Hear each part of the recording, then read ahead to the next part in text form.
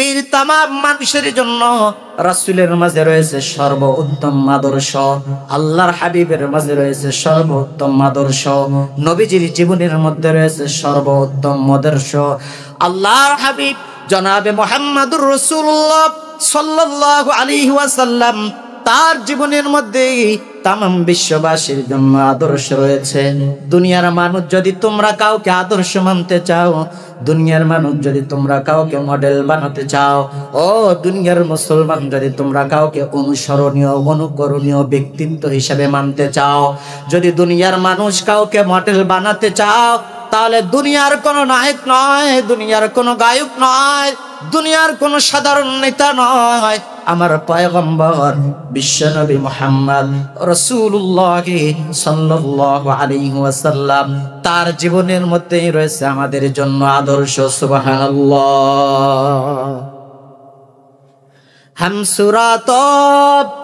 हम सिराते मुस्तफा दर तमामी हाल मुकुन इत्तिबा सुन्नते खैरुल बशर गैर लाजिम ताबुया बी आय बेसार।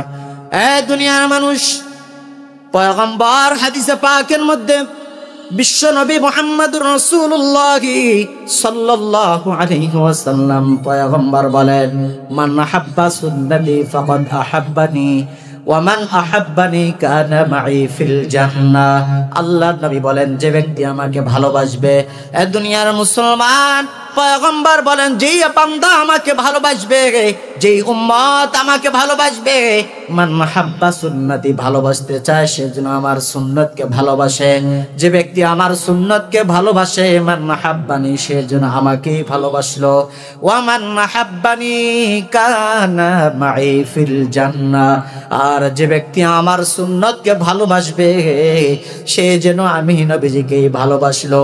আর যে আমাকে ভালোবাসলো, সে আমি নবীজির সাথে আল্লাহর জান্নাতে থাকবে। সুবহানাল্লাহ। প্রিয় ভাইরা, নবীজির আদর্শ, নবীজির সুন্নত, এটা আমাদের জন্য আল্লাহ রাব্বুল আলামিন রেখে গিয়েছে। আল্লাহ রাব্বুল আলামিন বলেছেন, লাকাদ কানা লাকুম ফি রাসূলিল্লাহ, রাসূলের মাঝে আমাদের জন্য সর্বোত্তম আদর্শ রয়েছে। রাসূল ছাড়া অন্য পৃথিবীতে যত নেতা আছে, তাদেরকে যদি আমরা আদর্শ বানাই, মডেল বানাই, দেখা যাবে তাদের দুনিয়ার জীবনের, ব্যক্তিগত জীবনের সফলতা আছে, কিন্তু রাজনৈতিক জীবনে ব্যর্থতা আছে। কারো রাজনৈতিক জীবনে ব্যর্থতা, ব্যক্তি জীবনে তার সফলতা। কারো রাজনৈতিক জীবনে সফলতা, ব্যক্তি জীবনে ব্যর্থতা। কিন্তু একমাত্র নবী, একমাত্র মহান ব্যক্তি মুহাম্মদুর রাসূলুল্লাহ সাল্লাল্লাহু আলাইহি সাল্লাম, তার জীবনের সকল ক্ষেত্রে তিনি সফলতা অর্জন করেছেন। ব্যক্তি জীবনেও সফল, পারিবারিক জীবনেও সফল, রাজনৈতিক জীবনেও সফল, অর্থনৈতিক জীবনেও সফল, জীবনের সকল ক্ষেত্রে সফলতা অর্জন করেছেন একজন, তিনি হচ্ছেন মুহাম্মদুর রাসূলুল্লাহ সাল্লাল্লাহু আলাইহি ওয়াসাল্লাম। প্রিয় ভাইরা আমার, এই কারণে বিশ্ব নবী মুহাম্মদুর রাসূলুল্লাহ সাল্লাল্লাহু আলাইহি ওয়াসাল্লাম বলেন, হাদিসে পাকের মধ্যে বলেন, এ দুনিয়ার উম্মত, তোমরা আমি নবীজির অনুসরণ করবে, আমার আদর্শকে তোমরা ফলো করবে, আমার জীবনীকে তোমরা ফলো করবে, আমার জীবন চরিত্রকে তোমরা ফলো করবে। নবীজির চরিত্র কেমন? বিশ্ব নবী হাদিসে পাকের মধ্যে বলেন, সিলমান কাতআকা ওয়া আফু আম্মান যালামাকা ওয়া আহসিন ইলা মান আসা ইলাইক, আও কামা ক্বালা নবী সাল্লাল্লাহু আলাইহি ওয়াসাল্লাম। এ দুনিয়ার মানুষ, পয়গম্বর হাদিসে পাকের মধ্যে বলেন, সিলমান কাতআকা, এ দুনিয়ার মানুষ, আমার আদর্শের মধ্যে থেকে অন্যতম একটা আদর্শ হলো সিলমান কাতআকা। যেই বান্দা তোমার সাথে সম্পর্ককে ছিন্ন করতে চায়, তুমি তার সাথে সম্পর্কটাকে জুড়িয়ে দাও। যেই বান্দা তোমার সাথে সম্পর্ককে ছিন্ন করতে চায়, তুমি তার সাথে সম্পর্কটাকে নষ্ট করো না, বরং তুমি তার সাথে সম্পর্কটাকে অব্যাহত রাখো। নবীজি বলছেন, সিলমান কাতআকা, যেই বান্দা তোমার সাথে আত্মীয়তার সম্পর্ক নষ্ট করতে চায়, যেই বান্দা তোমার সাথে বন্ধুত্বের সম্পর্ক নষ্ট করতে চায়, সেই নবীজি বলছেন তুমি তার সাথে সম্পর্কটাকে অব্যাহত রাখো, ক্ষুণ্ণ করো না। আজকে আমরা দুনিয়ার সামান্য স্বার্থের কারণে ভাইয়ের সাথে ভাইয়ের সম্পর্ককে নষ্ট করে দেয়। ভাইয়ের সাথে সামান্য জমি জমা নিয়ে সম্পর্ক একেবারে শেষ। অথচ নবীজি বলেন লা ইয়াদখুলুল জান্নাতা কাতি'। আল্লাহর পয়গম্বর হাদিসে পাকের মধ্যে আল্লাহর হাবিব বলেন আত্মীয়তার সম্পর্ক ছিন্নকারী কোনোদিন আল্লাহর জান্নাতে যাবে না। আত্মীয়তার সম্পর্ক বিনষ্টকারী কোনোদিন তারা আল্লাহর জান্নাতে যাবে না। অথচ আমরা দুনিয়ার সামান্য স্বার্থের আঘাত হানলে আমরা ভাইয়ের সাথে ভাইয়ের সম্পর্ক শেষ, বোনের সাথে বোনের সম্পর্ক শেষ, নিজের বাবার সাথে পর্যন্ত সম্পর্ককে আমরা বিনষ্ট করে দেই সামান্য স্বার্থের কারণে। অথচ আর ভাইয়ের সাথে যদি একবার সম্পর্ক আমাদের নষ্ট হয়ে যায়, মরার আগ পর্যন্ত আর ভাইয়ের মুখ দেখে না। যখন ভাইজান মারা যায় তখন ভাইজানের চেহারা দেখে লাশ আকারে, তার আগে আর ভাইয়ের সাথে কোনো সম্পর্ক নাই। যারা বলেন আসরে নাই ভাইয়ের।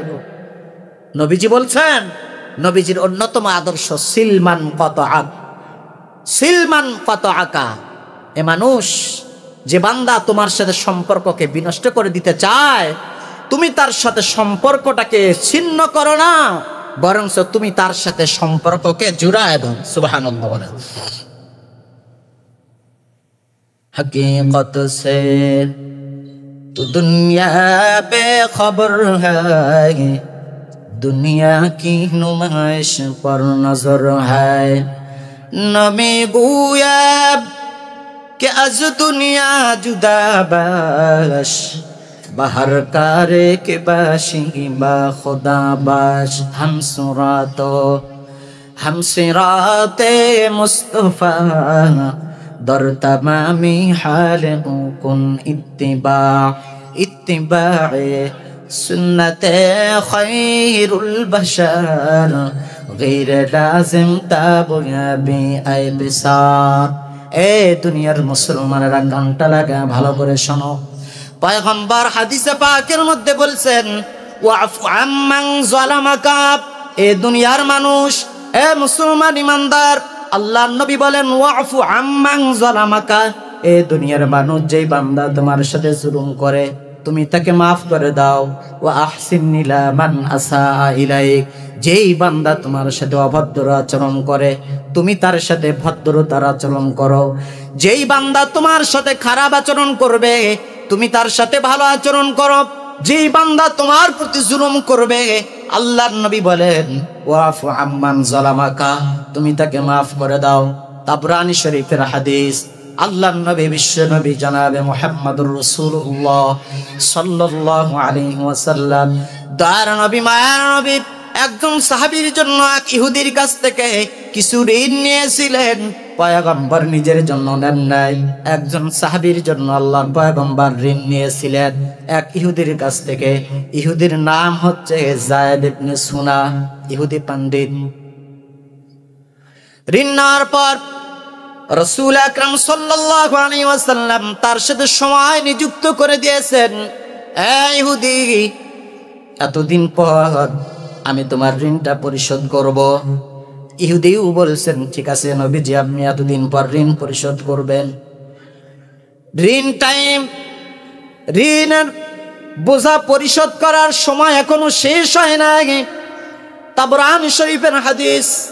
আল্লাহর নবী তার আগে একদিন একজন মুসলমানের জানাজার নামাজের পর আল্লাহর রাসূল, সিদ্দিক আকবর, হযরত ওমর, হযরত ওসমান, আলী রিদওয়ানুল্লাহি তাআলা আলাইহিম আজমাইনদের একটা কাফেলা নিয়ে জানাজার নামাজের পর আল্লাহর হাবিব রওনা দিয়েছেন।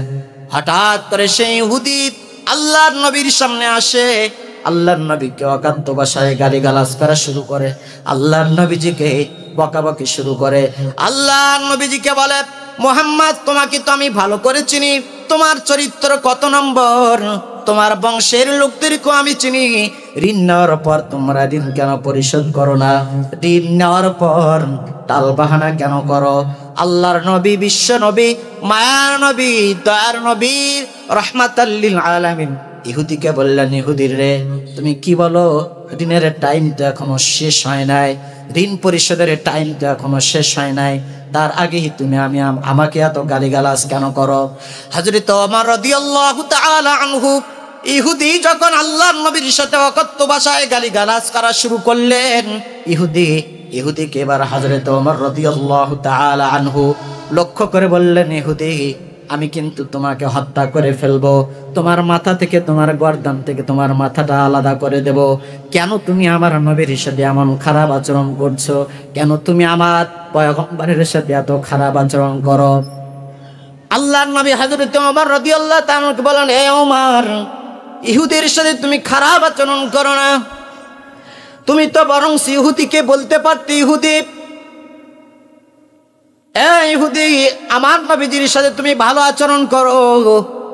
আর তুমি আমাকে বলতে পারতে, ওমর, আমার সাথে তুমি ভালো আচরণ করো, খারাপ আচরণ করো না।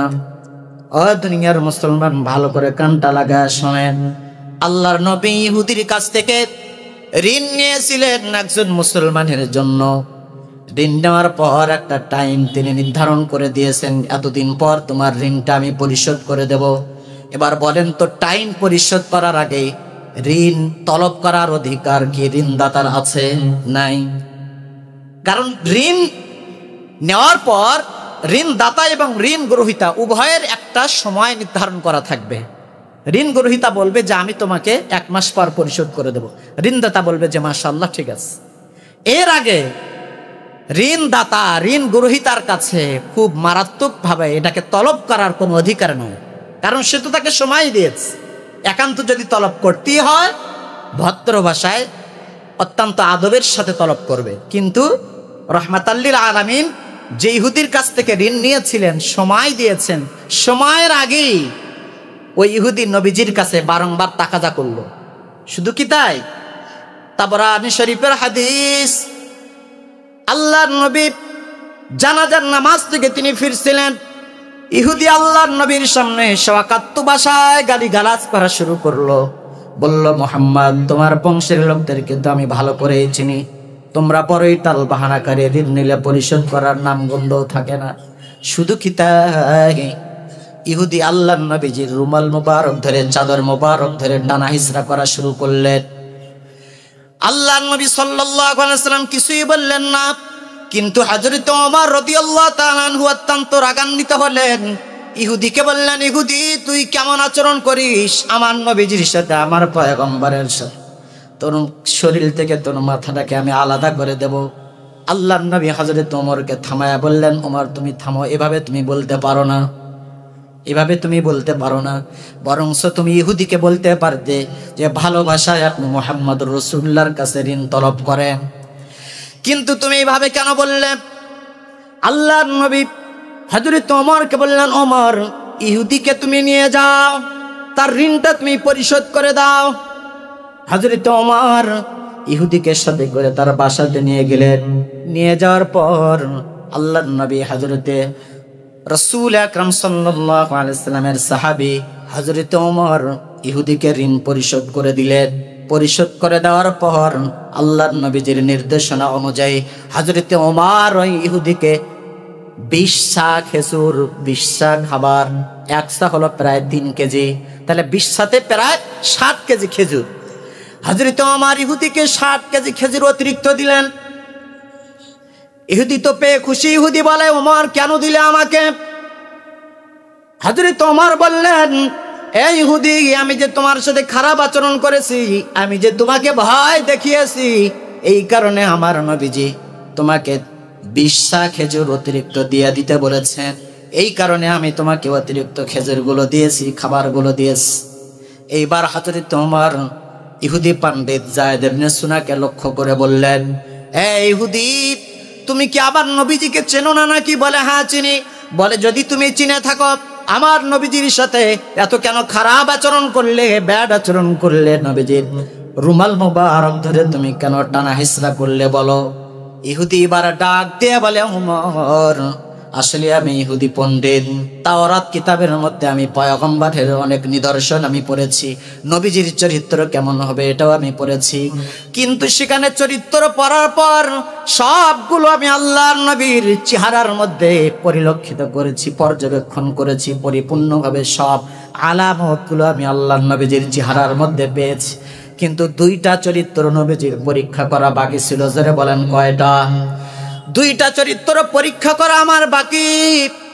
তাওরাত কিতাবের মধ্যে আমি পেয়েছি, তাওরাত কিতাবের মধ্যে সেখানে লেখা আছে আখিরি জামানার পয়গম্বর বিশ্বনবী মায়ের নবী রাহমাতাল লিল আলামিনের চরিত্র হবে এমন, যদি আল্লাহর কোনো বান্দা তাকে রাগান্বিত করার চেষ্টা করে তিনি রাগান্বিত হবেন না। আল্লাহর কোনো বান্দা যদি তার সাথে খারাপ আচরণ করেন, আল্লাহর নবী তার সাথে ভালো আচরণ করবেন, অভদ্র আচরণ করবেন না। এই দুইটা চরিত্র আমার পরীক্ষা করা বাকি ছিল। আমি আজকে ইচ্ছাকৃতভাবে আল্লাহর নবীজিকে গালিগালাজ করেছি, নবীজির রুমাল মোবারক ধরে টানা হিসরা করেছি, ইচ্ছা করে আল্লাহর নবীজিকে রাগান্বিত করানোর চেষ্টা করেছি। আল্লাহর নবী রাগান্বিত হন নাই। আল্লাহর নবীর সাথে আমি অভদ্র আচরণ করেছি, চেয়েছিলাম, আমি দেখতে চেয়েছিলাম আমার পয়গম্বর আমার সাথে কেমন আচরণ করে, কিন্তু না না না, তিনি আমার সাথে খারাপ আচরণ করলেন না। আমি রাগান্বিত হলাম, আল্লাহর নবী আমার সাথে রাগান্বিত হলেন না। আমার বোঝার আর বাকি নাই, এই নবী তো সেই নবী, মায়ের নবী, যার চরিত্রের কথা আল্লাহ রাব্বুল আলামিন তাওরাত কিতাবের মধ্যে দিয়েছেন, সেই নিদর্শনগুলো আমার আর বোঝার বাকি নাই। আমি বুঝে ফেলেছি এই নবী হলেন সেই নবী, আখিরি জামানার পয়গম্বর বিশ্ব নবী জনাবে মুহাম্মদুর রাসূলুল্লাহ সাল্লাল্লাহু আলাইহি ওয়াসাল্লাম। সুবহানাল্লাহ।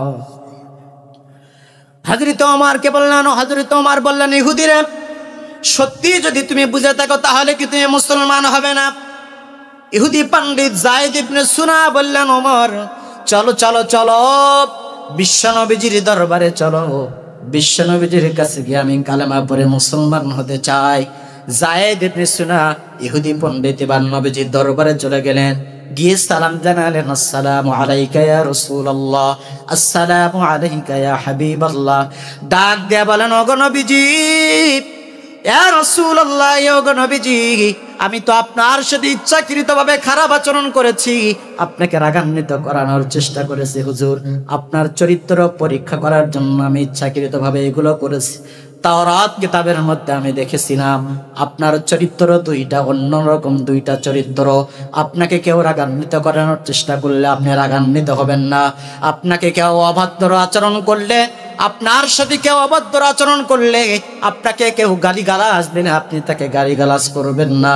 আমার পরীক্ষা করতে আর বাকি নাই, বোঝা হয়ে গেছে আপনি সত্যি রাসূল, আমাকে কালেমা পড়ে মুসলমান বানায় দাও। তাবরানী শরীফের হাদিস। ইহুদি পণ্ডিত নবী আলাইহিস সালামের কাছে সত্যি সত্যি কালেমা পড়ে মুসলমান হয়ে গেছে। সুবহানাল্লাহ।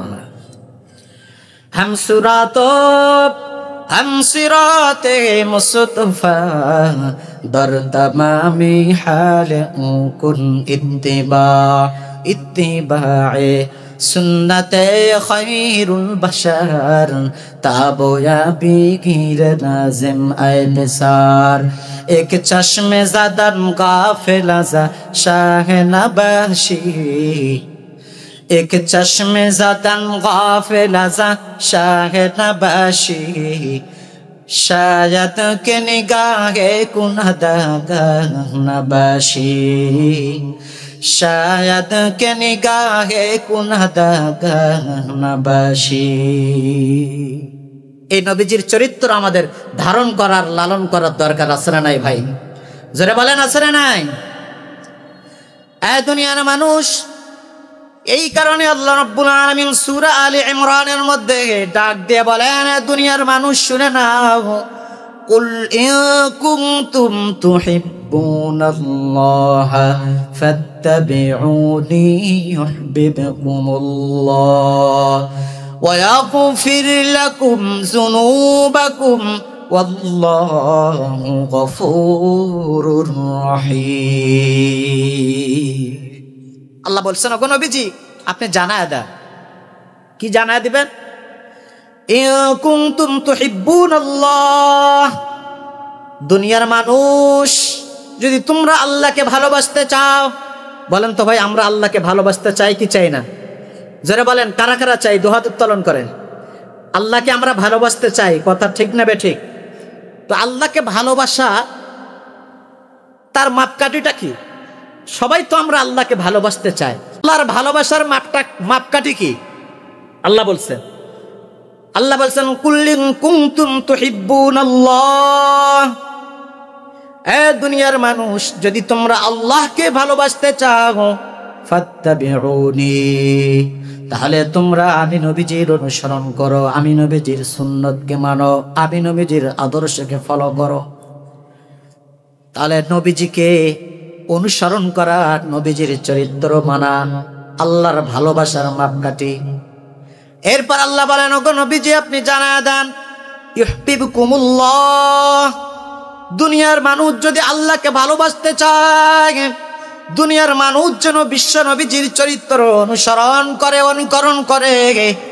আল্লাহ বলছেন, ওগো নবীজি দুনিয়ার মানুষ যদি আপনার অনুসরণ করে, ইউহিব্বুকুমুল্লাহ, আমি আল্লাহ দুনিয়ার মানুষদেরকে মহব্বত করব। সুবহানাল্লাহ।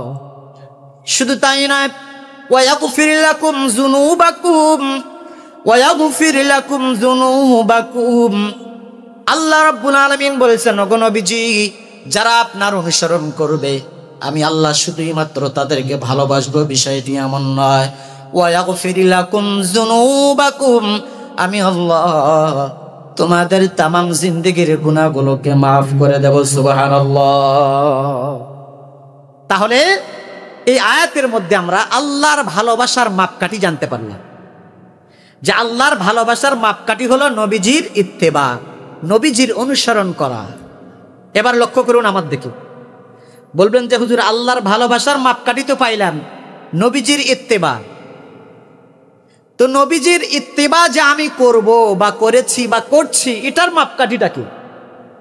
আমি কিভাবে বুঝবো যে আমি নবীজির ইত্তেবা করে নেওয়ালা, আমি নবীজির সুন্নতের অনুসরণকারী, অনুকরণকারী, মান্যকারী, এটা আমি কিভাবে বুঝবো? এটা আবার অন্য হাদিসের মধ্যে নবীজি বলছেন, قال النبي صلى الله عليه وسلم قال النبي صلى الله عليه وسلم من أحب سنتي فقد أحبني ومن أحبني كان معي في الجنة। পয়গম্বর বলেন, মান আহাব্বা সুন্নতি, যেই বান্দা আমার সুন্নতকে মহব্বত করবে, যেই উম্মত আমার সুন্নতকে মহব্বত করবে, ভালোবাসবে, ফাকাদ আহাব্বানি, সে যেন আমাকে ভালোবাসলো। সুবহানাল্লাহ। ওয়া মান আহাব্বানি কানা মাই ফিল জান্নাহ, আর যেই ব্যক্তি আমি নবীজিকে ভালোবাসবে, সে আমি নবীজির সাথে আল্লাহর জান্নাতে থাকবে। সুবহানাল্লাহ। তাহলে ভাই বলেন তো, নবীজির ইত্তেবা, নবীজির অনুসরণের মাপকাঠি হলো নবীজির সুন্নত। নবীজির কি বলেন ভাই? সুন্নত। দেখেন পৃথিবীতে যে যাকে ভালোবাসে, যে যাকে মহব্বত করে, সে তার মতো চলার চেষ্টা করে। আমার দেশের যুবকরা অনেক খেলোয়াড়কে মহব্বত করে, খেলোয়াড়ের ফলোয়ার। তো আমার দেশের যুবকরা করে কি, ওই খেলোয়াড়ের মতো নিজের পোশাক পরিচ্ছদ, চুল, জুতা, নিজের শরীরকে পরিপূর্ণভাবে ওই নায়ক কিংবা ওই গায়ক কিংবা ওই খেলোয়াড়ের মতো করে সাজায়। ঠিক না বেঠিক? কেন? সে বুঝাতে চায় যে আমি অমুকের ফলোয়ার, আমি অমুকের অনুসারী, সে আমার মডেল, সে আমার অনুসরণীয় ব্যক্তিত্ব, সে আমার অনুকরণীয় ব্যক্তিত্ব, আমি তাকে মানি। ঠিক না বেঠিক বলেন? আপনারা লায়লা আর মজনুর ঘটনা শুনেছেন।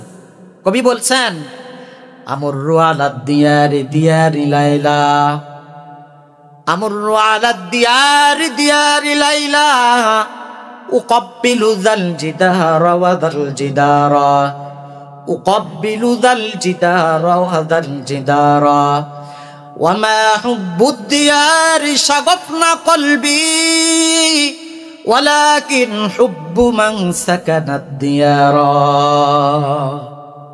কবি বলেন যে মজনু এ হলো লায়লার প্রেমে পাগল। আমার দেশের যুবকরা যেমন বিভিন্ন মেয়ের প্রেমে আসক্ত হয়, তো লায়লা এবং মজনু তার প্রেমিকা, তার মাহবুবা, তার প্রেমাস্পদ। লায়লা, মজনু তার লায়লার প্রেমে মত্ত। এই কারণে সে কি বলে, আমরু আলা দিয়ারি দিয়ারি লায়লা, যে আমি লায়লার বাড়ি যে এলাকায়, সেই এলাকার আশপাশ দিয়ে আমি ঘোরাফেরা করি। আমার দেশের যুবকদের মতো তার গার্লফ্রেন্ডের বাসা যেই এলাকায়, সেই এলাকায় বেশি ঘোরাফেরা করেন। কেন?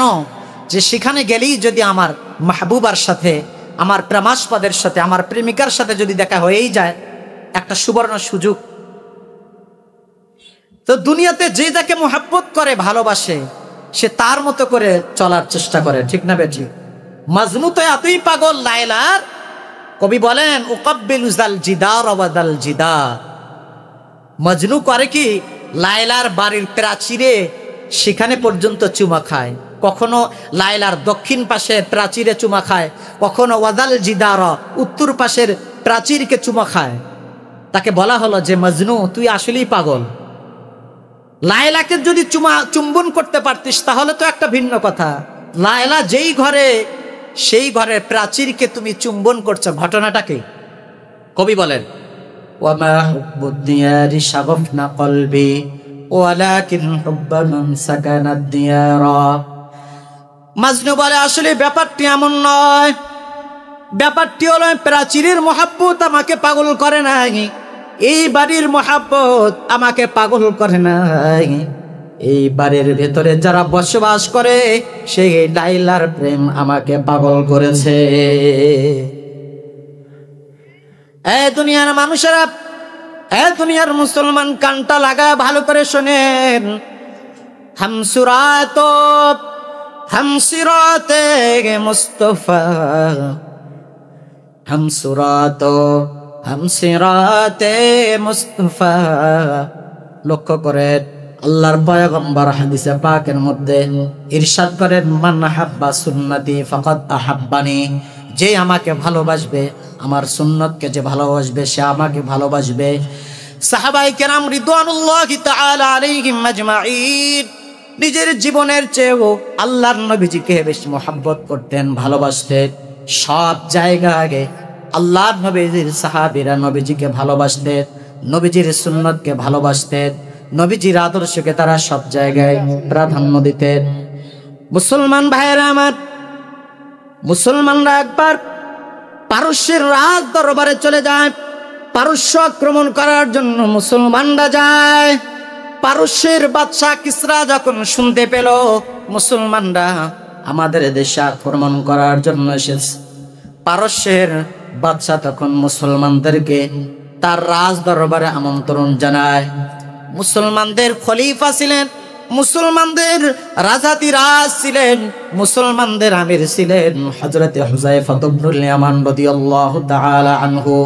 হযরতে হুযায়ফা ইবনুল ইয়ামান রাদিয়াল্লাহু তাআলা আনহু তার সাহাবায়ে কেরামকে নিয়ে পারস্যের রাজ দরবারে ঢুকে গেলেন।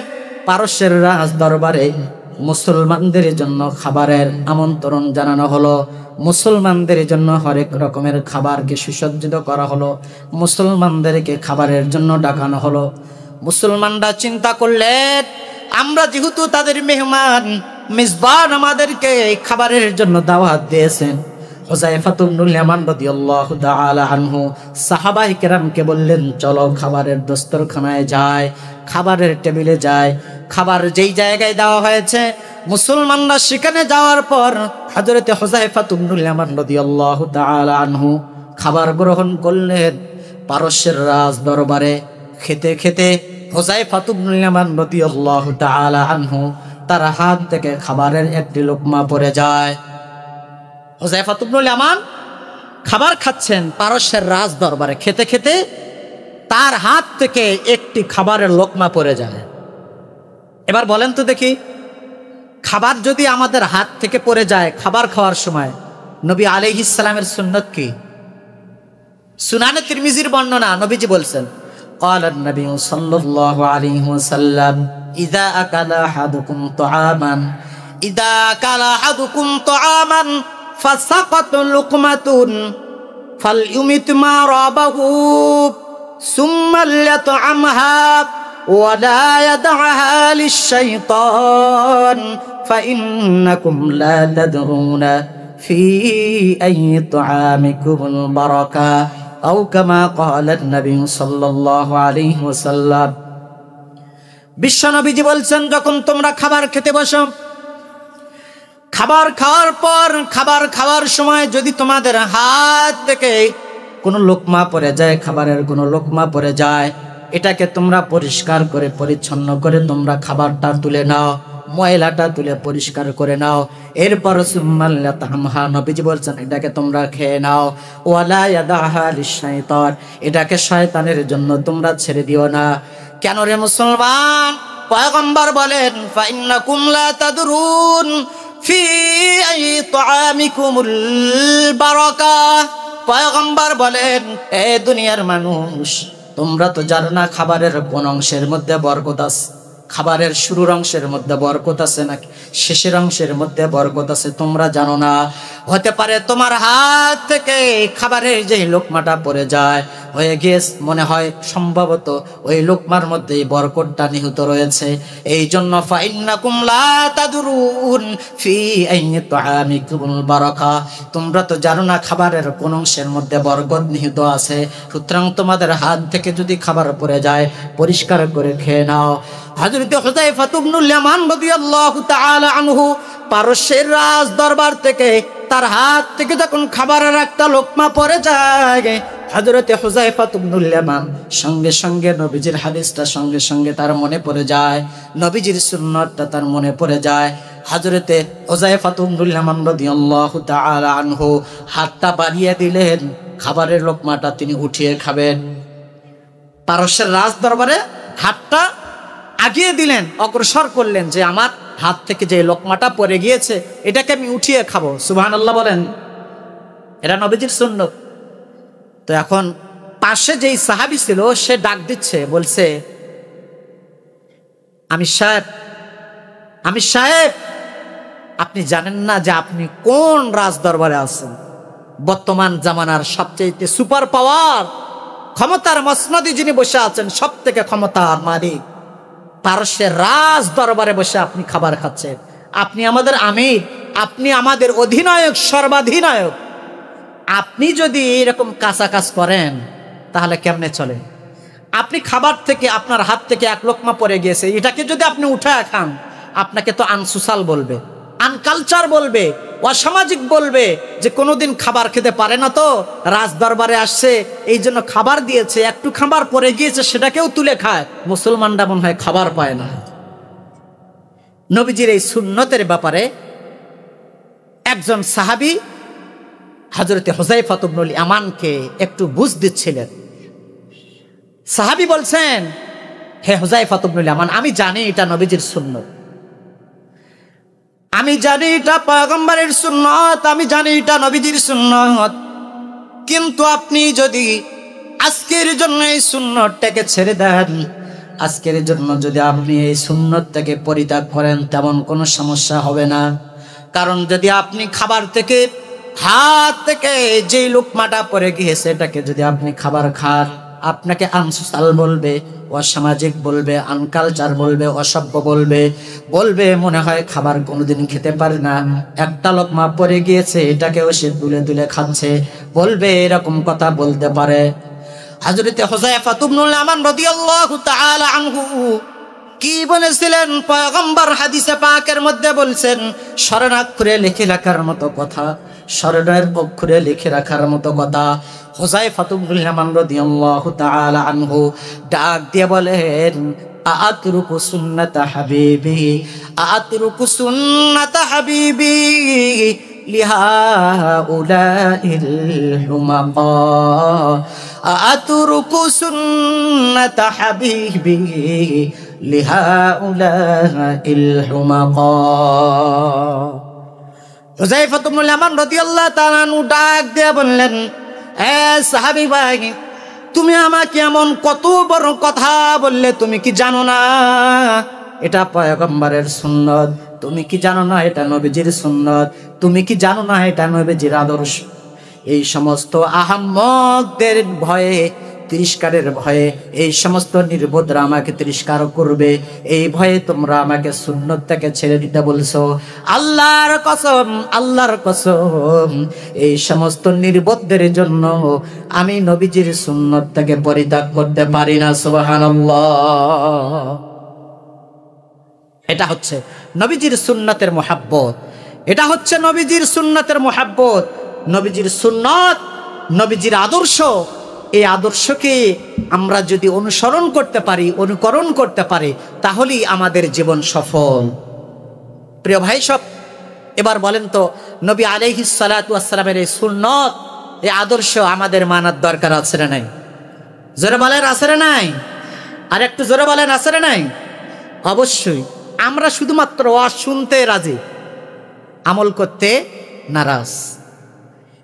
ওয়াজ শুনবে ঘন্টার পর ঘন্টা, কিন্তু আমলি জিন্দেগি গঠন করবার যে একটা মানসিকতা, এটা আমাদের মধ্যে নাই। অথচ ওয়াজ হবে কম, আমল হবে বেশি, এটাই হওয়া উচিত।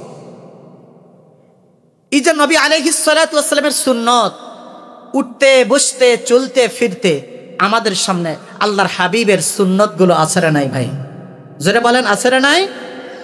নবী আলাইহিস, আল্লাহর হুকুম, নবী আলাইহিস ইসলামের সুন্নত, সাহাবায়ে কেরামের জামাতের অনুসরণ যারা করে তাদেরকেই বলে আহলুস সুন্নাতি ওয়াল জামাআত। হাদিসের মধ্যে নবীজি বলছেন, قال النبي صلى الله عليه وسلم كل أمتي يدخلون الجنة إلا من أبى قيل ومن أبى يا رسول الله قال من أطاعني فدخل الجنة ومن عصاني فقد أبى أو كما قال النبي صلى الله عليه وسلم। পয়গম্বর হাদিসে পাকের মধ্যে বলেন, কুল্লু উম্মতি ইয়াদখুলুনাল জান্নাহ, আল্লাহর নবী বলেন আমার প্রত্যেকটা উম্মত জান্নাতে যাবে। সুবহানাল্লাহ বলেন। নবীজি বলেন কুল্লু উম্মতি ইয়াদখুলুনাল জান্নাহ, আমার প্রত্যেকটা উম্মত জান্নাতে যাবে, ইল্লা মান আবা, তবে যে ব্যক্তি অস্বীকার করেছে সে বাদ দিয়ে। কিলা মান আবা ইয়া রাসূলুল্লাহ, বলা হলো গো আল্লাহর রাসূল, কে আবা? নবীজি বলছেন মান আতানি ফাদাখালাল জান্নাহ, পয়গম্বর বলেন যে ব্যক্তি আমার অনুসরণ করবে, আমার অনুকরণ করবে, ফাদাখালাল জান্নাহ, সেই জান্নাতে চলে যাবে। ওয়া মান আসানি ফাকাদ আবা, আর যেই বান্দা আমি নবীজিকে মানবে না, আমি নবীজির বিরুদ্ধাচরণ করবে, আমি নবীজিকে অনুসরণ আর অনুকরণ করবে না, ফাকাদ আবা, সেই মূলত অস্বীকার করলো। দুনিয়ার মানুষেরা, এই কারণে বিশ্ব নবী মুহাম্মদুর রাসূলুল্লাহ সাল্লাল্লাহু আলাইহি ওয়াসাল্লাম তার সুন্নাত, তার আদর্শকে আমাদেরকে মহব্বত করতে হবে, তার আদর্শকে আমাদের ভালোবাসতে হবে, সেই অনুযায়ী চলতে হবে। আল্লাহ রাব্বুল আলামিন এই কারণেই কোরআন কারীমের মধ্যে বান্দাকে জানিয়ে দিয়েছেন, এ বান্দা শোনো, লাকাদ কানা লাকুম ফি রাসূলিল্লাহি উসওয়াতুন হাসানাহ লিমান কানা ইয়ারজুল্লাহ ওয়াল ইয়াউমাল আখির ওয়া যাকারাল্লাহা কাসীরা। আল্লাহ বলেন, দুনিয়ার মানুষ, লাকাদ কানা লাকুম ফি রাসূলিল্লাহি উসওয়াতুন হাসানাহ, তোমাদের জন্য রাসূলের মাঝে রয়েছে সর্বোত্তম আদর্শ, নবীজির জীবনের মধ্যে রয়েছে সর্বোত্তম আদর্শ, নবীজির জীবনের মধ্যে রয়েছে সর্বোত্তম জীবন আদর্শ। দুনিয়ার মানুষেরা, পয়গম্বর হাদিসে পাকের মধ্যে, অন্য হাদিসের মধ্যে নবী আলাইহিস সালাতু ওয়াস সালাম দুনিয়ার মানুষদেরকে বলছেন, দুনিয়ার মানুষেরা শোনো, কি শুনবা? নবীজি বলছেন যে আমার উম্মতের ফিতনা ফাসাদের সময়, আমার উম্মতের ফিতনা ফাসাদের সময় যেই বান্দা, যেই উম্মত আমি নবীজির সুন্নাত আর আদর্শকে যদি কোনো ব্যক্তি পাকড়ে ধারণ করে, আঁকড়ে ধারণ করতে পারে, পয়গম্বর বলছেন আল্লাহ রাব্বুল আলামিন তাকে 100 গলা কাটা শহীদের সওয়াব আল্লাহ দান করবেন। সুবহানাল্লাহ।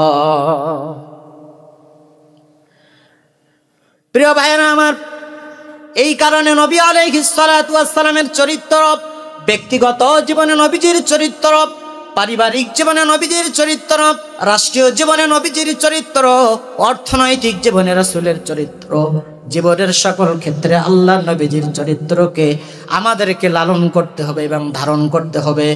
এ মুসলমান, আমরা অন্যদের সাথে খারাপ আচরণ করি। নবী আলাইহিস সালাতু ওয়াস সালাম বলেন, ওয়াফু আম্মান যালামাকা ওয়া আহসিন ইলা মান আসাআ ইলাইক। যে তোমার সাথে খারাপ আচরণ করে ভালো আচরণ করো, যে তোমার সাথে জুলুম করে তুমি তাকে মাফ করে দাও। দুনিয়ার মুসলমান, নবী আলাইহিস সালামের চরিত্র কেমন? আল্লাহর নবী, দয়ার নবী, মায়ের নবী, রাহমাতাল লিল আলামিন। এক যুদ্ধ শেষে আল্লাহর নবী চলে আসতেছিলেন, গন্তব্যস্থলে চলে আসতেছিলেন। হঠাৎ করে আল্লাহর নবীজি একটা বিশ্রাম ফরমানের জন্য আদেশ প্রদান করলেন, বিশ্রাম গ্রহণ করার জন্য সাহাবায়ে কেরামকে নির্দেশনা দিলেন। আল্লাহর হাবিবও একটা বৃক্ষের ছায়ার নিচে আল্লাহর নবীজি বসে গেলেন। শরীর মুবারক থেকে তলোয়ারগুলো খুলে ফেললেন, পোশাকের কিছু পোশাক তিনি খুলে ফেললেন। গাছের নিচে আল্লাহর নবী, বিশ্ব নবী, মায়ের নবী, রাহমাতাল লিল আলামিন বিশ্রাম গ্রহণ করছিলেন, আরাম ফরমাচ্ছিলেন। হঠাৎ করে কাফের বেঈমানরা দৃশ্য দেখলো। আল্লাহর নবীকে দুনিয়ার বুক থেকে চিরতরে বিদায় করে দেওয়ার একটা সুবর্ণ সুযোগ। নবীজির আশপাশে আর কেউ নাই, নবীজির আশপাশে আর কেউ নাই। এই মুহূর্তে যদি আমরা নবীজিকে খুন করতে পারে, নবীজিকে হত্যা করতে পারে, এটা আমাদের জীবনের একটা গোল্ডেন চান্স, সুবর্ণ একটা সুযোগ। মুসলমান ইমানদার আল্লাহ পাকের গোলাম, আল্লাহর নবী একটা বৃক্ষের ছায়ার নিচে তিনি শুয়েছিলেন। হঠাৎ করে একজন কাফের অস্ত্র শস্ত্রে সুসজ্জিত হয়ে আল্লাহর নবীজির সামনে আসলো, এসে বলছে, মুহাম্মদ, তুমি এবার বলো, তোমাকে আমার হাত থেকে কে বাঁচাবে? আমাকে তোমার হাত থেকে কে বাঁচাবে? তোমার সাহাবায়ে কেরাম তো কেউ এখানে নাই, তোমার সাথী সঙ্গীরা তো কেউ এখানে নাই। আমি যদি চাই তোমাকে টুকরা টুকরা করতে পারবো, তোমাকে আমি হত্যা করতে পারবো, তোমাকে আমি দুনিয়ার বুক থেকে চিরতরে খতম করে দিতে পারবো। এ মুহাম্মদ, তুমি বলো তো, তোমাকে আমার হাত থেকে কে বাঁচাবে? এবার বলেন তো ভাই, নবীজিকে কে বাঁচাবে? জোরে বলেন, কে বাঁচাবে? আমরা যদি হতাম তাহলে কি হতো? তার সাথে আপোষ করে নিতাম। কিন্তু দয়ার নবী, মায়ের নবী, রাহমাতাল লিল আলামিন বললেন না যে ভাই তুমি আমাকে মাফ করে দাও, এবারের মতো জীবন ভিক্ষা চাই, এই কথা বললেন না। কাফের বারবার বলতেছিল, তোমাকে কে রক্ষা করবে আমার হাত থেকে? তোমাকে কে রক্ষা করবে? মান আসামাকা, কে তোমাকে হেফাজত করবে মিন্নি, আমার কাছ থেকে বলো। আল্লাহর নবী, মায়ের নবী, রাহমাতাল লিল আলামিন, সাথে সাথে তিনি বলেন আল্লাহ। জোরে বলেন আল্লাহ। এত জোরে বললেন আল্লাহ। আল্লাহর নবী বললেন, এ কাফের, আমার আল্লাহ আমাকে বাঁচাবে, আমার আল্লাহ আমাকে বাঁচাবে, আমার আল্লাহ আমাকে হেফাজত করবে। দয়ার নবী, মায়ের নবী যখন এত জোরে আল্লাহ শব্দ বললেন, আল্লাহ শব্দ বলার সাথে সাথে এই কাফের হাত থেকে তরবারিটা খসে পড়ে গেল। সুবহানাল্লাহ। এইবার দয়ার নবী, মায়ের নবী তরবারিটা নিজের হাতে উঠাইলেন। উঠানোর পর কাফেরকে ডাক দেয়া বললেন, এই কাফের, তুমি বলো এবার আমাকে তোমার হাত থেকে কে বাঁচাবে? আমাকে তো আমার আল্লাহ বাঁচালেন, তুমি বলো এবার তোমাকে কে বাঁচাবে? প্রিয় ভাই সাহেব, এই দুনিয়ার কাফের বেঈমানরা যারা, আমাদের মাওলা তো আল্লাহ, ফাল্লাহু মাওলানা ওয়ালা মাওলা লাহুম। আমাদের মাওলা হলো আমাদের আল্লাহ, আমাদের অভিভাবক হলো আমাদের আল্লাহ। কাফেরদের কোনো অভিভাবক নাই। এইবার কাফের নবীজির কথা শুনে ফেল করে তাকিয়ে আছে। আল্লাহ নবী বললেন, কাফের, তুমি বলো আমার হাত থেকে এবার তোমাকে কে বাঁচাবে? বলো, তোমাকে বাঁচানোর মতো কেউ আছে কিনা বলো। এইবার কাফের বলে, আমাকে বাঁচানোর মতো তো কেউ নাই হুজুর, আমাকে বাঁচানোর মতো তো কেউ নাই, আপনি আমাকে বাঁচাতে পারেন। কি রকম চরিত্র আল্লাহর নবীর দেখেন। আমরা হইলে তরবারিটা নিয়ে তাকে একেবারে দুনিয়া থেকে বিদায় করে দিতাম, যে বেটা তুই আমাকে মারতে এসেছিলি, এইবার আমার হাতে ক্ষমতা, আমি তোমাকে হত্যা করে ফেলবো। কিন্তু না না না, পয়গম্বর হাদিসের মধ্যে বলেন, ওয়াফু আম্মান যালামাকা, যেই বান্দা তোমার প্রতি জুলুম করে তুমি তাকে মাফ করে দাও। পয়গম্বর রাসূল আকরাম সাল্লাল্লাহু আলাইহি ওয়াসাল্লাম সেই কাফেরকে ক্ষমা করে দিলেন, বললেন যাও যাও যাও, আমি তোমাকে ছেড়ে দিলাম। আল্লাহু আকবার, জোরে বলেন, আরো জোরে বলেন আল্লাহু আকবার। আল্লাহর নবী যখন তাকে ছেড়ে দিলেন, কাফের হাঁটি হাঁটি পা পা করে সামনে যায় আর চিন্তা করে কেমন নবী, কেমন দয়ার নবী, মায়ের নবী, আমি তাকে হত্যা করার জন্য এসেছিলাম, সে তো আমাকে হত্যা করা তো দূরের কথা, আমাকে হত্যা করার সুযোগ থাকা সত্ত্বেও সে আমাকে মারল না, সে আমাকে বাঁচিয়ে দিল, সে আমাকে ছেড়ে দিল। অবশ্যই এমন চরিত্রের মানুষ আমার জীবনে কোনোদিন দেখি নাই। অবশ্যই অবশ্যই তিনি দয়ার নবী, সত্য নবী, মায়ার নবী, রাহমাতাল লিল আলামিন, তিনি সত্য নবী, তিনি কোনো মিথ্যা নবী নন। সঙ্গে সঙ্গে সেই কাফের আল্লাহর নবীজির কাছে আসলেন, সে বলছেন ওগো নবীজি, আপনার চরিত্রে আমি অভিভূত হয়ে গিয়েছি, আপনার চরিত্রে আমি মুগ্ধ হয়ে গিয়েছি। আপনার এমন চরিত্র, যে চরিত্র নবীদের ছাড়া আর কারো হতে পারে না, আপনার চরিত্র দেখে আমি মুগ্ধ হয়েছি, আমি কালেমা পড়তে চাই। নবীজি তাকে কালেমা পড়া দিলেন না, শাহাদু আল্লাহ ইলাহা ইল্লাল্লাহু ওয়াহদাহু লা শারীকা লাহু ওয়া আশহাদু আন্না মুহাম্মাদান আবদুহু ওয়া রাসূলুহু। বলেন সুবহানাল্লাহ।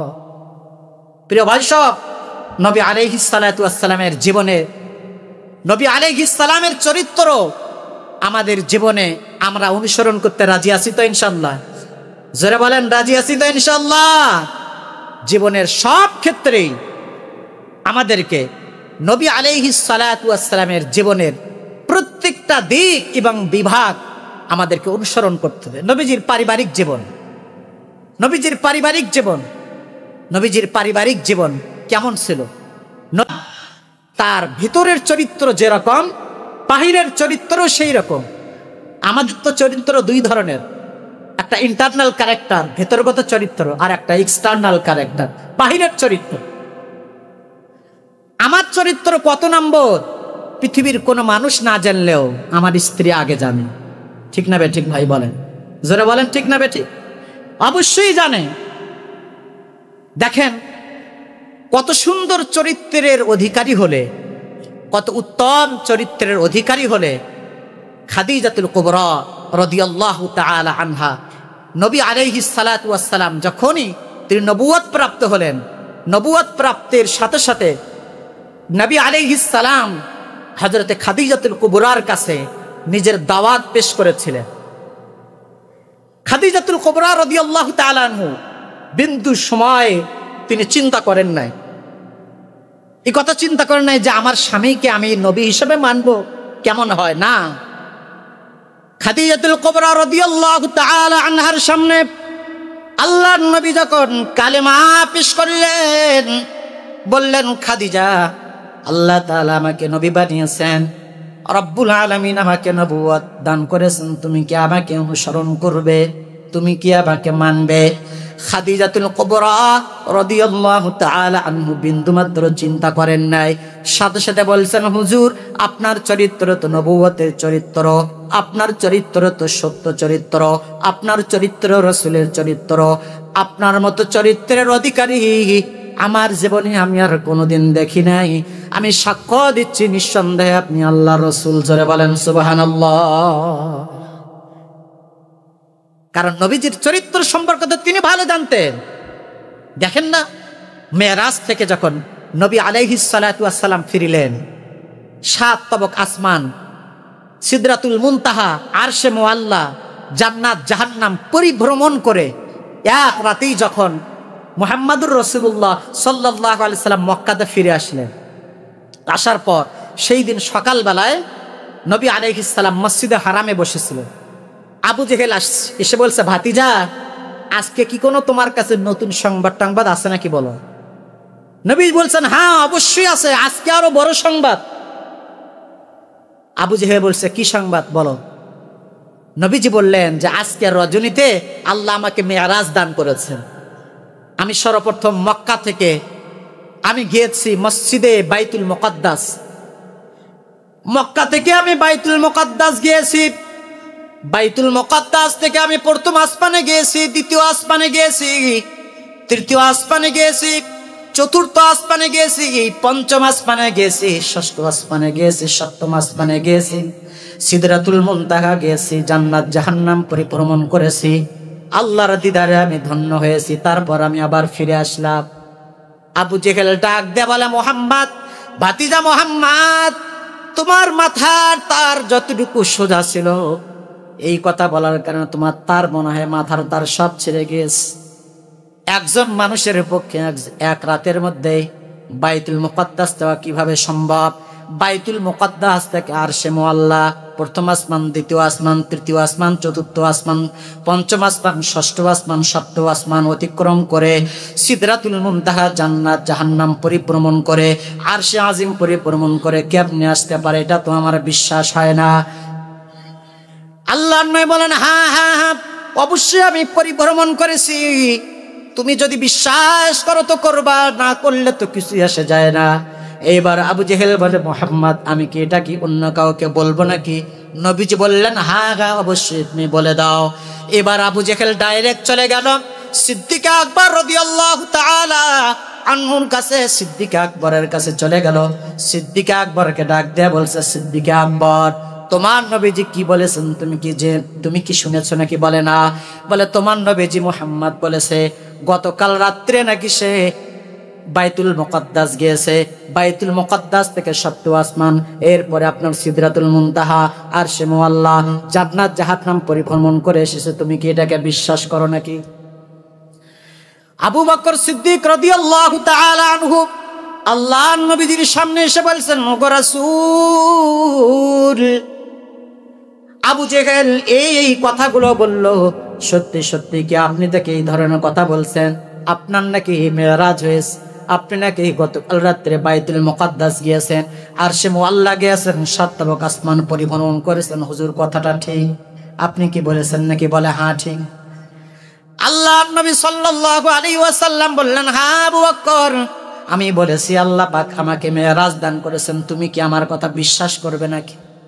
আবু বকর সিদ্দিক রাদিয়াল্লাহু তাআলা আনহু কোনো চিন্তা করেন নাই, মুহূর্তের মধ্যে বলছেন, ওগো রাসূল, আপনি যেহেতু বলেছেন আল্লাহ আপনাকে মেরাজ দান করেছেন, আমি আবু বকরের কোনো সন্দেহ নাই, কোনো সংশয় নাই, আমি বিশ্বাস করে নিলাম আল্লাহ আপনাকে মেরাজ দান করেছেন। সুবহানাল্লাহ। আল্লাহর নবী বললেন, আবু বকর সিদ্দিক রে, তুমি আমার এই কথাটাকে তাহকিক ছাড়া, যাচাই বাছাই ছাড়া তুমি কেমনে বিশ্বাস করলে? আবু বকর সিদ্দিক বলছেন, ইয়া রাসূলুল্লাহ, ইয়া হাবিবাল্লাহ, আপনাকে তো আমি ছোট্টবেলা থেকে চিনি, আপনি কোনোদিন মিথ্যা কথা বলেন নাই, আপনি কোনোদিন অসত্য কথা বলেন নাই। যেই নবীজি আপনি জীবনে একটা মিথ্যা কথাও কোনোদিন বলেন নাই, সেই নবীজি বলছেন মেরাজ হয়েছে, তাহলে অবশ্যই আমি বিশ্বাস করে নিলাম আল্লাহ আপনাকে মেরাজ দান করেছেন। নবীজি সাল্লাল্লাহু আলাইহি ওয়াসাল্লাম সেই দিন আবু বকরের নামের শেষে একটা লকব লাগিয়ে দিয়েছিলেন, উপাধি লাগিয়ে দিয়েছিলেন। সেই উপাধির নাম হলো সিদ্দিক। জোরে বলেন সুবহানাল্লাহ। দুনিয়া কি সদাকত মে তেরা নাম রহেগা, दुनिया की सदाकत में तेरा नाम रहेगा, सिद्दीक तेरे नाम से इस्लाम रहेगा, सिद्दीक तेरे नाम से इस्लाम रहेगा। जरा बोलें मरहबा। दुनियार मुसलमान ईमानदार अल्लाह पाकेर गोलाम सिद्दीक আকবর আল্লাহর নবীজিকে কি পরিমাণ মুহাব্বত করতেন। হিজরতের রজনীতে, হিজরতের আগে আল্লাহর নবী, দয়ার নবী, মায়ের নবী, রহমাতাল লিল আলামিন হযরত আবু বকর সিদ্দিককে লক্ষ্য করে বলেছিলেন হিজরতের কোনো একদিন আগে, হে আবু বকর, কোনো একদিন রাত্রে আমাকে হিজরত করা লাগতে পারে, তুমি আমার সাথে কিন্তু যাইবা, তুমি আমার সাথে হিজরতের সাথে, তোমাকে আমার সাথে হিজরত করতে হবে। হযরত আবু বকর সিদ্দিক রাদিয়াল্লাহু তাআলা আনহু জিজ্ঞাসা করলেন, না হুজুর, আপনি কোন দিন যাবেন? সেই দিন রাত্রে আমি জাগ্রত থাকবো, এই কথা বলেন নাই। বলছেন, ইয়া রাসূলুল্লাহ, আপনি আমাকে নিয়ে হিজরত করবেন, অবশ্যই আমি আপনার সাথে যাব, অবশ্যই আপনি আমাকে সাথে পাবেন। আল্লাহর নবী, দয়ার নবী, মায়ের নবী, রাহমাতাল লিল আলামিন, আল্লাহ পাক যখন তাকে মক্কা থেকে মদিনায় হিজরত করার জন্য বললেন, দয়ার নবী, মায়ের নবী, রাহমাতাল লিল আলামিন নিজের বিছানায় হযরত আলী রাদিয়াল্লাহু তাআলা আনহুকে বসায় দিলেন, শোয়া দিলেন। বললেন, হে আলী, আমি আজকের রজনীতে আমি হিজরত করে চলে যাব, আবু বকর সিদ্দিককে নিয়ে চলে যাব, তুমি আমার বিছানায় ঘুমিয়ে থাকবা। সকালবেলা কাফের আর বেঈমানেরা যদি তোমাকে দেখতে পায়, তুমি বলবা আমার নবীজি হিজরত করে চলে গিয়েছেন। দুনিয়ার মুসলমানেরা আল্লাহর নবীকে সেই রাত্রে কাফের বেঈমানরা চতুর্দিকে আল্লাহর নবীজির গৃহ মুবারক, বাস মুবারক, বাসস্থান মুবারক তারা ঘিরে রেখেছিল। সবাই অস্ত্রে শস্ত্রে সুসজ্জিত হয়ে এসেছিল। আজকের রজনীতে যেভাবেই হোক মুহাম্মাদুর রাসূলুল্লাহকে শেষ করে দিতে হবে। কিন্তু আল্লাহ বললেন, ওগো নবীজি, কাফের বেঈমানেরা আপনার বাড়ির চতুর্দিকে বেষ্টন করে আছে, আপনাকে আজকে হিজরত করতেই হবে, আপনাকে আজকে মক্কা থেকে মদিনায় চলে যেতে হবে। আল্লাহ বললেন, ওগো নবীজি, টেনশন করার কোনো কারণ নাই, পেরেশানির কোনো কারণ নাই। আপনার বাড়ির চতুর্দিকে কাফের বেঈমানরা পরিবেষ্টন করে আছে, তারা বেষ্টন করে আছে, চিন্তার কোনো কারণ নাই। সূরা ইয়াসিন আপনি পাঠ করেন, এক মুষ্টি বালু নেন, বালু নিয়ে তেলাওয়াত করে নিয়ে আসিন, ওয়াল কুরআনিল হাকীম ইন্নাকা লামিনাল মুরসালিন আলা সিরাতিন মুস্তাকিম তানজিলাল আজিজির রহিম লিতুনদির কওমান মা উনদির আবাউহুম ফাহুম গাফিলুন লাকাদ হাক্কাল কওলু আলা আকসারিহিম ফাহুম লা ইউমিনুন ইন্না জাআলনা ফি আ'নাকিহিম আগলালান ফাহিয়া ইলাল আযকানি ফাহুম মুকমাহুন। ওগো নবীজি, ফাগশাইরাহুম ফাহুম লা ইবসিরুন। এই পর্যন্ত আপনি সূরা ইয়াসিনের প্রথম অংশ আপনি পাঠ করেন। পাঠ করার পর বালুর মধ্যে আপনি ফু দেন।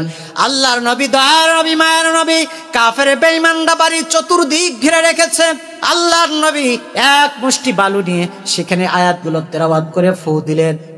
সঙ্গে সঙ্গে ফু দিলেন। ফু দেওয়ার পর আল্লাহ বললেন, ওগো নবীজি, আপনার বাড়ির চতুর্দিকে কাফের বেঈমানরা তারা পরিবেষ্টন করে আছে, অস্ত্র শস্ত্রে সুসজ্জিত হয়ে আছে। কাফের বেঈমানদের চোখে মুখে আপনি বালুগুলো নিক্ষেপ করেন। আমার নবীজি, দয়ার নবী, মায়ের নবী, রাহমাতাল লিল আলামিন এক মুষ্টি বালু নিয়ে সূরা ইয়াসিনের প্রথম অংশের আয়াতগুলো তিলাওয়াত করলেন। তিলাওয়াত করার পর বালুর দিকে তিনি ফু দিলেন। ফু দেওয়ার পর কাফের বেঈমানদের দিকে তিনি নিক্ষেপ করলেন। আল্লাহ রাব্বুল আলামিন, নবীজি তো নিক্ষেপ করেছিলেন একদিকে, আল্লাহ রাব্বুল আলামিন নবীজির বালুগুলোকে নবীজির বাড়ির চতুর্দিকে অবস্থানরত সমস্ত কাফের বেঈমানদের চোখে মুখে আল্লাহ পৌঁছায় দিয়েছেন। সুবহানাল্লাহ। দয়ার নবী, মায়ের নবী, রাহমাতাল লিল আলামিন কাফেরদের মুখে যখন তিনি চোখে মুখে যখন বালিগুলো নিক্ষেপ করেছেন, নিক্ষেপ করার পর কাফের বেঈমানরা এবার চোখ এরকম করে পদদলিত করে চোখ তারা মর্দন করতে যাচ্ছে। আল্লাহর নবী, দয়ার নবী, মায়ের নবী, রাহমাতাল লিল আলামিন এইবার তিনি চলে গেলেন, সামনে চলে গেলেন। যাওয়ার পর আবু বকর সিদ্দিকের বাড়িতে চলে গেলেন। আবু বকর সিদ্দিকের বাড়িতে যাওয়ার পর একটা মাত্র নখ দিয়েছেন তার বাড়িতে। দেওয়ার পর বলছেন, আবু বকর আসো নাকি? আবু বকর সিদ্দিক সাথে সাথে দরজা খুলে দিয়েছেন। সুবহানাল্লাহ।